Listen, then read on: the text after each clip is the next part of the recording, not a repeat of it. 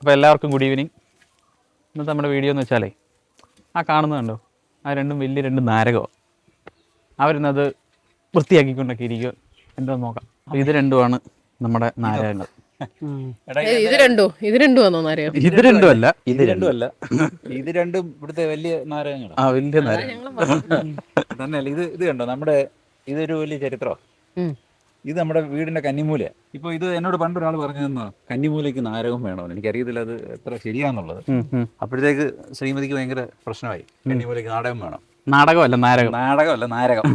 പക്ഷെ ഈ നാരകം നമ്മൾ കുടിച്ചിട്ട് വെറുതെ നമ്മുടെ ഇതിൽ ഇട്ടിരുന്ന അരി, നമ്മുടെ ചെടിച്ചട്ടിയിൽ അത് അവിടെ കിടന്ന് ഒരു 3-4 കിളിച്ചു വന്ന സാധനം നമ്മൾ കന്നിമൂലയ്ക്ക് കൊണ്ടങ്ങ് വെച്ചു.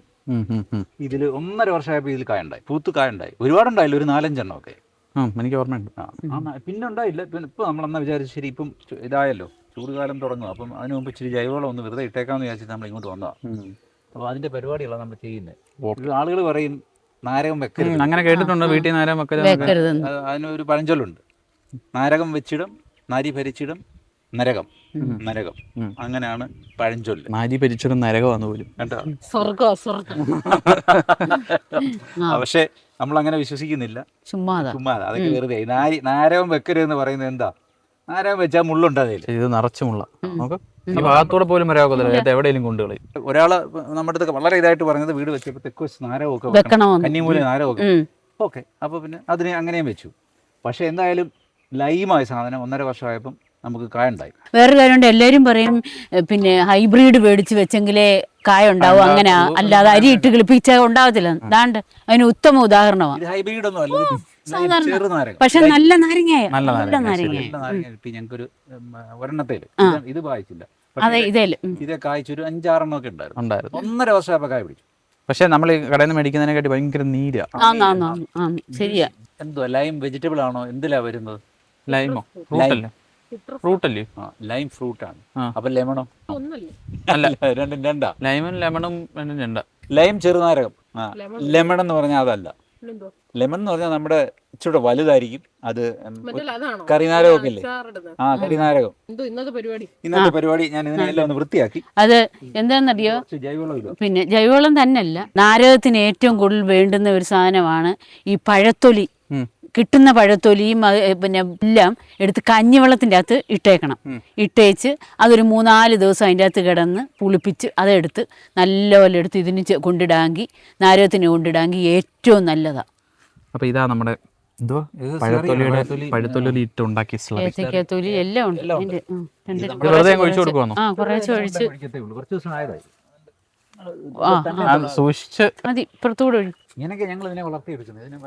അപ്പോൾ ഇതാ നമ്മുടെ അടുത്ത വളം. ഇത് നമ്മൾ വീട്ടിലെ പച്ചക്കറിയുടെ വേസ്റ്റ് വെറുതെ എടുത്ത് അവിടെ വെച്ചേക്കും. ഇരുന്ന് അങ്ങ് പൊടിയും. ഈവൻ ചക്കയുടെ മടൽ വരെ ഇതിനകത്ത് ഇട്ടേക്കും. പൊടിഞ്ഞു കഴിയുന്നുണ്ടെങ്കിൽ വീണ്ടും നമ്മളിവിടെ കൊണ്ടിടും. ഇവിടെ ഇടപ്പാ, ഇങ്ങോട്ട് ഇച്ചിരി എടുത്ത് കുറച്ചുകൂടെ അങ്ങ് ഇട്. നമുക്ക് മമ്മട്ടിക്കൊന്ന് അങ്ങോട്ടും ഇങ്ങോട്ടും വലിച്ചെടുത്താൽ മതി. അയ്യോ, അത് അങ്ങോട്ടും ഇങ്ങോട്ടും മണ്ണ് അതെല്ലാം കൂടെ എല്ലായിടും ഇട്. അത് ഒരിടത്ത് തന്നെ വരിയിട്ടു. കർഷകന് ഇതിനെ കുറിച്ച് വലിയ ധാരണ അറിയത്തില്ല.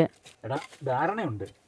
ഇതിനാ നാരകം നട്ടിടം നരകം എന്ന് പറയുന്നത്. എനിക്ക് അവിടെ കുനിഞ്ഞാലും എന്റെ തലയെ മുഴുവൻ നരകമാവും. അതുകൊണ്ട് ഞാൻ ഒരു പരുവത്തിനൊക്കെ ഇവിടെ വരുത്തുള്ളൂ. നാരി പറഞ്ഞു കൊടുത്താലേ കാര്യങ്ങൾ നടക്കത്തുള്ളൂ. നാരി ഭരിച്ചിടം നരകമാണ്. അതെ, നാരികെ അറിയത്തുള്ളൂ. നല്ല ഇവിടെ സ്വർഗമായി. ഇവിടെ ഈ നാരി ഭരിക്കുന്ന സ്വർഗമായിട്ട് നരകം. ഇവിടെ സ്വർഗമാണ്. ഇപ്പുറത്തെ സൈഡിൽ പഴത്തൊലി താണ്ട് കിടക്കും. ശരി, മണ്ണ് വേണ്ട. ഇതാണ് കേട്ടോ നമ്മുടെ സൂപ്പർവൈസർ. പണിയൊന്നുമില്ല കേട്ടോ, സൂപ്പർവൈസർ. അപ്പൊ അതും ഇളക്കിയിട്ടില്ലെന്ന് തോന്നുന്നു. ഇപ്പൊ തൽക്കാലം മതി. അതിനിടയ്ക്ക് അന്ന് നമ്മളിത് ഒരു മണ്ടത്തരം കാണിച്ചത്, ഇത് തമ്മിൽ ഒരു 2-3 മീറ്റർ അകലെ. ഇത് കിളിക്കുമെന്ന് വിചാരിച്ചൊന്നും വെച്ചതല്ല. നിങ്ങൾ ഉണ്ടാക്കി കന്നിമൂല നാരകം വേണമെന്ന് പറഞ്ഞുണ്ടാക്കി 2 എണ്ണം വെച്ചു. 2 എണ്ണം കൂടെ 1/2 മീറ്റർ അകലേ ഉള്ളൂ.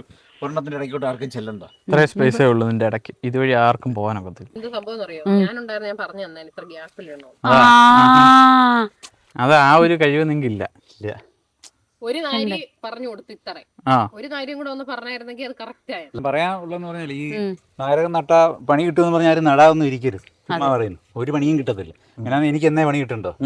എന്റെ വീട് നിറച്ച് നാരകം ഇവിടെ അവിടെയൊക്കെ. നല്ല കാ പിടിക്കുന്നത് നോക്കിയിട്ട് ഒരെണ്ണം എവിടെയെങ്കിലും സംഘടിപ്പിച്ച് വെച്ചാൽ നല്ല വെള്ളം കുടിക്കാം, അച്ചാറിടാം.